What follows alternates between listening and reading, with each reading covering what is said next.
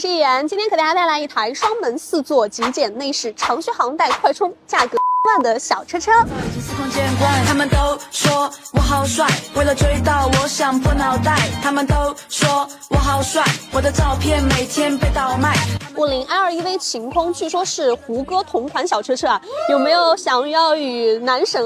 拥有同款座驾的姐妹呢？有的话请 Q1。那接下来我们先讲一下今天的这款车呢，它是有4种的外观颜色，但是我个人更喜欢灰色和咖色就看起来有一种生椰拿铁的味道在里面。但是我们今天拿到的这台试驾车呢是白色的就有些姐妹会说这辆车看起来有一点像迷你版的面包车。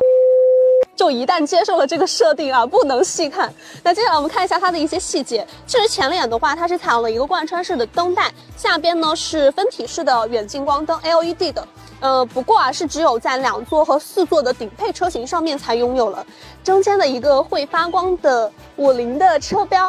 然后按压一下。这次终于带有阻尼感了，不会像之前的话，你按压一下总感觉按不到位。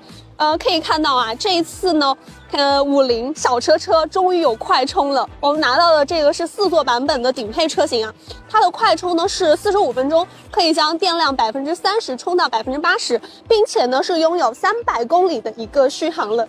这样听起来的话，是不是还觉得比之前香太多了？其实50 L2EV 晴空无论是2座还是4座版本，它的一个使用便利性都是特别高的，无论是停车、倒车就算是新手姐妹也是完全不用担心。那我们现在来到尾部，可以看一下尾部的一些设计。尾部的话是采用了一个贯穿式的尾灯设计然后在右下方是有一个 LEV 的英文的字标，毕竟这辆车是要走出国门的，那肯定要与时俱进然后其实我觉得它有一个细节特别好，就是你看到现在是贯穿式的这个灯带是点亮的，如果我打开后备箱之后呢，它的这个灯亮就会移到两边的一个分体式的尾灯当中了。好，打开之后，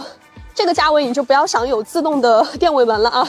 其实可以看到它下方的这个储物空间和 Mini EV 就挺相似的。